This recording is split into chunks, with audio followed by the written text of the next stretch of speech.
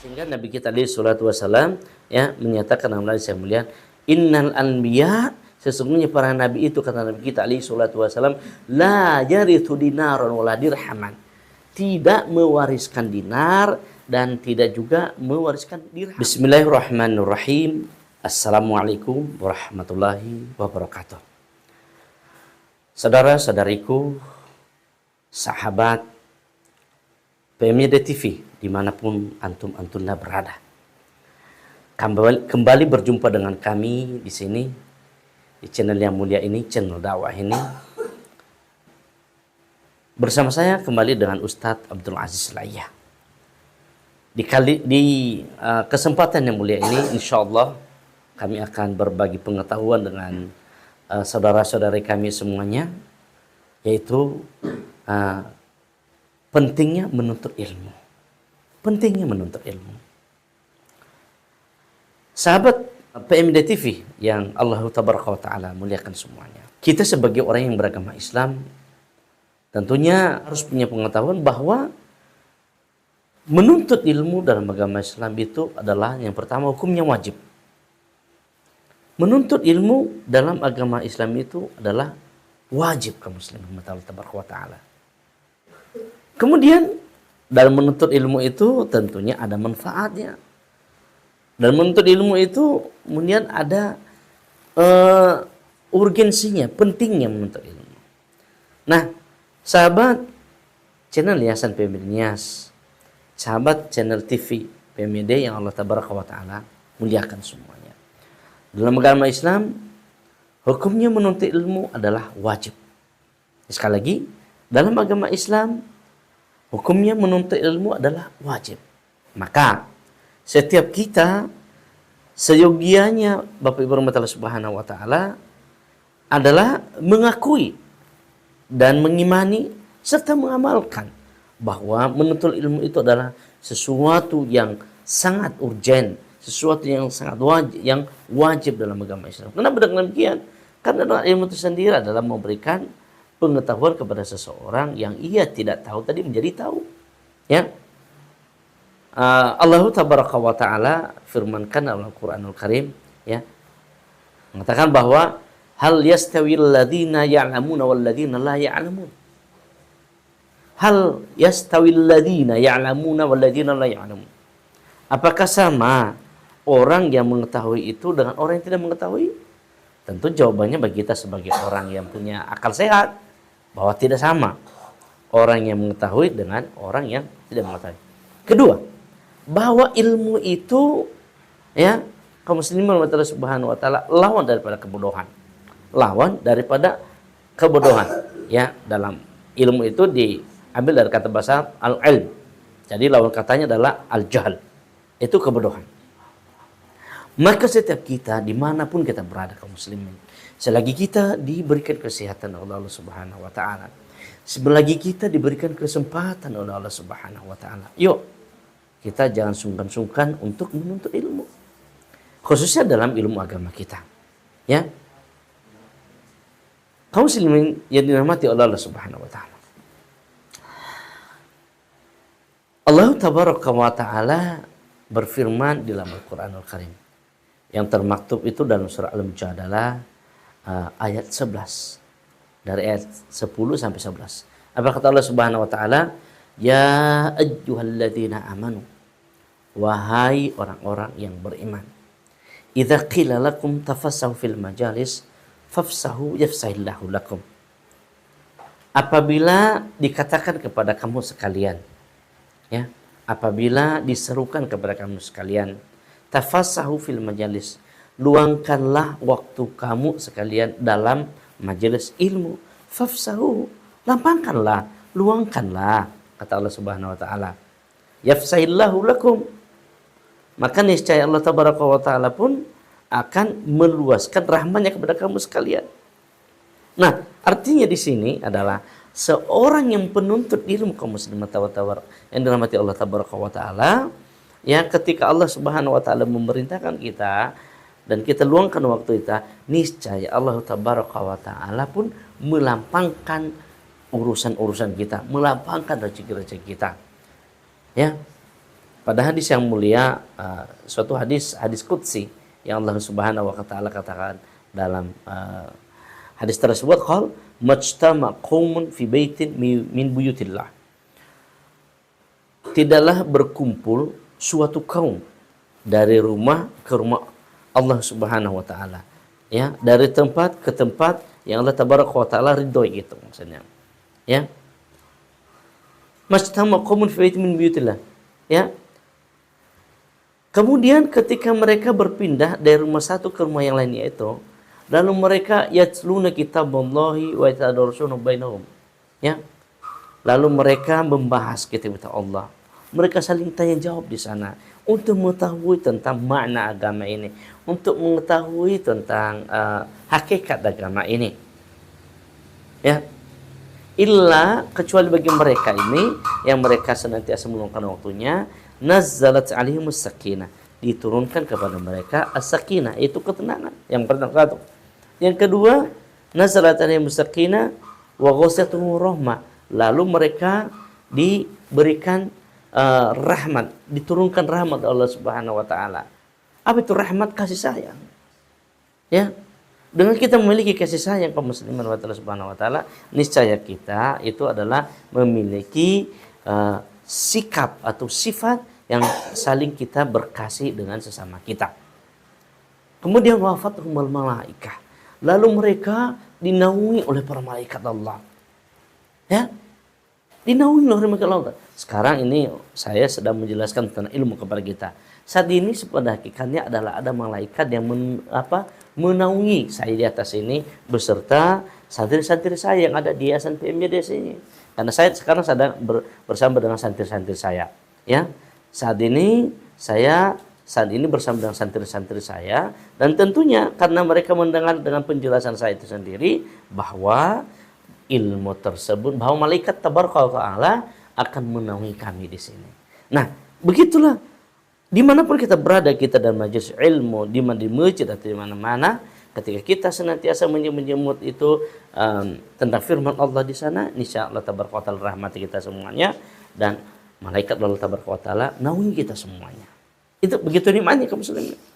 Ya, wa dzakruhumullahu fi man indah. Lalu itu kelebihan lagi, keutamaan lagi orang yang duduk majelis ilmu ini, Allah tabaraka wa taala sebut-sebut itu orang. Contohnya, sekarang ada di sini ada santri saya namanya Revan. Ada Revan, ada Mafis.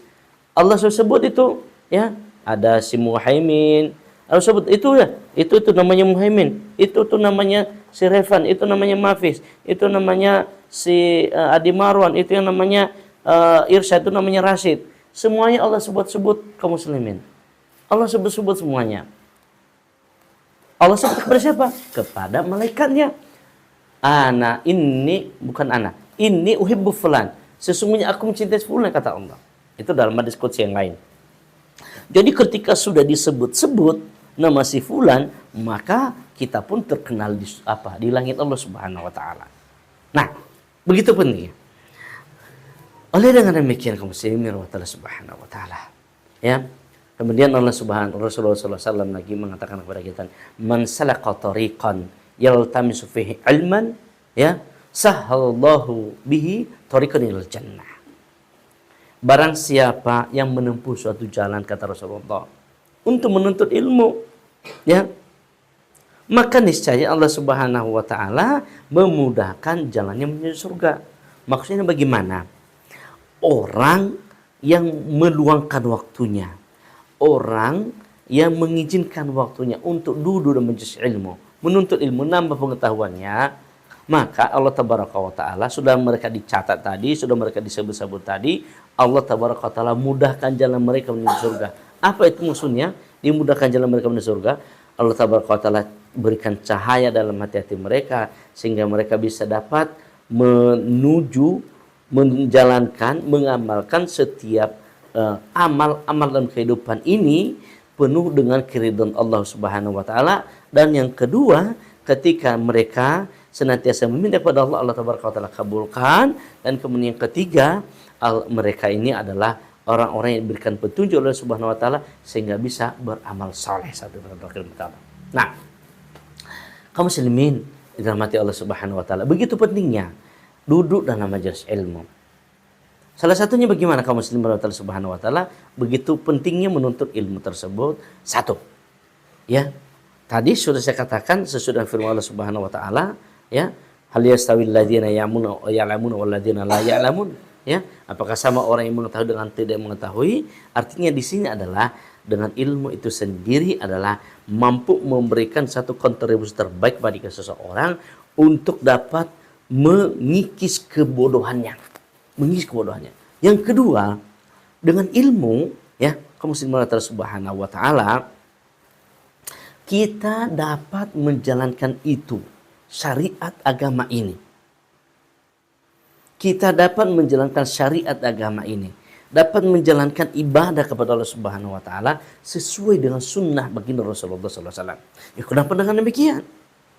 Kaum muslimin Allah Subhanahu wa taala, ketika Allah Subhanahu wa taala menyuruh kita, memerintahkan kita dalam Al-Qur'an, aqimus shalah wa atuz zakah, dirikanlah salat dan bayarlah zakat. Kita tidak bisa mendirikan salat itu, membayarkan zakat tersebut langsung tanpa itu adalah hadis pemberitahuan dari Rasulullah SAW. Itu namanya sabda. Maka dengan hadis tersebut memberikan kita petunjuk, memberikan kita wawasan sehingga kita bisa dapat melaksanakan itu sholat dengan benar. Ya, sholat dari sejak sholat ini, sholat Isya 4 rakaat, lalu sholat subuh 2 rakaat, lalu sholat zuhur 4 rakaat, kemudian sholat asar 4 rakaat dan sholat maghrib 3 rakaat. Ya, nah, sholat Isya 4 rakaat. Nah, itu semuanya bagaimana tata cara sholat sendiri. Sholat itu semuanya hadis Rasulullah SAW yang memberitahu kita. Maka itu adalah ilmu. Ya, sehingga Nabi kita alaihi salatu wasallam, ya, menyatakan dalam hadis yang mulia, innal anbiya, sesungguhnya para nabi itu, kata Nabi kita alaihi salatu wasallam, la yarithu dinaran wala dirhaman. Tidak mewariskan dinar dan tidak juga mewariskan dirham. Dinar itu mahal. Dirham itu juga mahal. Tidak diwariskan kepada umat ini kekayaan berupa harta. Ya, berupa harta. Tapi, ya, walakin ya rasul ilm. Tetapi yang diwariskan adalah ilmu. Ya. Makanya para ulama itu adalah mereka warathatul anbiya. Para ulama itu adalah yang pewaris para nabi. Artinya apa? Yang meneruskan risalah, pesan, dakwah para nabi yang sudah mendahului. Itulah para ulama. Khususnya pada agama Islam. Ya. Bahwa kita harus tahu bahwa artinya di sini ketika ulama sudah dijadikan oleh Allah Rasulullah SAW sebagai pewaris para nabi, maka kita sebagai umat Islam harus benar-benar menghormati para ulama. Harus benar-benar menjunjung para ulama kita. Khususnya bagi para ulama kita yang thiqoh, yang senantiasa istiqomah, yang senantiasa mereka jujur dalam beragama, mereka senantiasa membela umat ini. Itu thiqoh dalam agama. Hah? Jadi begitu pentingnya. Itu adalah ilmu. Ketika kita sudah ini mampu menjalankan syariat, yang ketiga adalah kita bisa menjadi hamba yang mencintai para ulama. Mengetahui hakikat para ulama dengan ilmu. Ya. Kemudian yang terakhir, yang selanjutnya maksud saya adalah mampu kita membedakan antara yang hak dan batil. Antara yang sesat dan yang lurus. Antara jalan neraka, mana jalan surga. Nah, coba selama ini, kenapa seseorang banyak terjerumus dalam khurafatan, banyak terjerumus dalam kemunafikan, banyak terjerumus dalam kesyirikan? Itu dikarenakan mereka tidak punya ilmu, atau dia memiliki ilmu lalu tidak memahami sunnah. Antara ilmu dan sunnah itu harus sama-sama sejalan kaum muslimin Allah Subhanahu wa taala. Ya, Nabi kita alaihi salatu wasalam bersabda kepada kita, innama ahlakal ladina min qablikum, sesungguhnya hancurnya itu umat-umat sebelum kamu, kata Rasulullah sallallahu alaihi wasallam. Ya, kathratu masailihim, mereka banyak bertanya banyak berdebat saja tapi tidak mau mengambil hakikat kebenaran. Banyak hanya untuk dapat menghujat saja. Dia banyak untuk hanya memprotes saja. Ya. Tetapi mereka ya tidak mau mengambil suatu kebaikan dari apa yang mereka protes-protes tersebut. Ya. Kathul masailihim wa ikhtilafuhu ala anbiyaihim. Lalu mereka berselisih dengan nasihat-nasihat Nabi mereka. Maka dengan demikian kaum muslimin berahmatullah subhanahu wa ta'ala, alangkah baiknya kita sebagai seorang mukmin, sebagai seorang mukminah senantiasa membimbing jiwa ini, membimbing diri ini untuk duduk dan majelis ilmu. Terakhir, bahwa dengan ilmu itu sendiri kaum muslimin yang dirahmati Allah subhanahu wa ta'ala, kita dapat mengetahui tentang ilmu-ilmu agama kita. Maksudnya contohnya ilmu membaca Al-Quran. Coba sekarang ini saya tanya kepada saudara semuanya. Apa hukumnya membaca Al-Quran itu dengan tajwid dan makhrijul huruf? Apa hukumnya? Anda bisa jawab. Saya katakan bahwa membaca Al-Quran, ya, membaca Al-Quran dengan tajwid dan makhrijul huruf itu adalah hukumnya wajib. Lalu orang bertanya, Ustaz, berarti selama ini saya dosa dong? Walau alam, itu yang Allah yang Maha tahu. Tapi ini saya katakan kepada Anda semuanya bahwa menuntut ilmu termasuk belajar Al-Quran, belajar hadis. Tapi pada khusus ini Al-Quran ini, karena itu menjadi bacaan kita setiap sholat, adalah wajib hukumnya. Bagaimana kita bisa membunyikan setiap huruf itu penuh dengan hak-hak setiap huruf. Ya, penuh dengan hak-hak setiap huruf. Oleh demikian, coba sekarang orang bisa bayangkan saat ini dia membaca Rabbil alamin ain. Ada orang yang baca Rabbil ngalamin, itu salah, nga. Hak huruf yang sebenarnya adalah ain. Tapi itu yang sekarang ini, ketika banyak umat ini di antara saudara kita tidak belajar agama, akhirnya mereka menjadi orang yang tidak bisa memahami bacaan kitab suci dengan baik. Oke, kemudian sebelum kita terlambat, selagi kita masih ada nafas diberikan Allah Subhanahu wa taala, yuk sama-sama kita menuntut ilmu.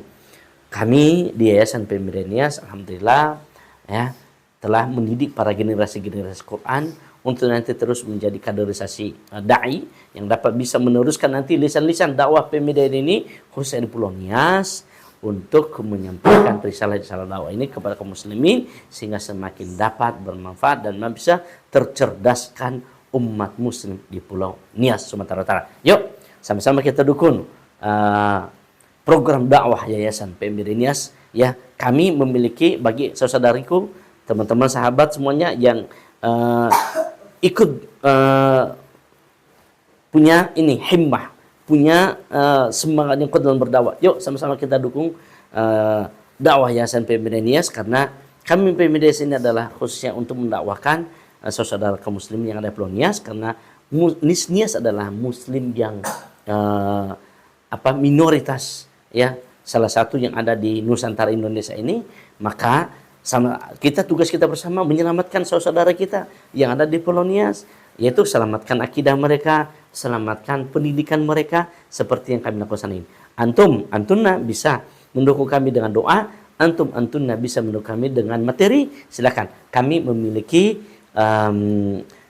nomor rekening yang tercantum dalam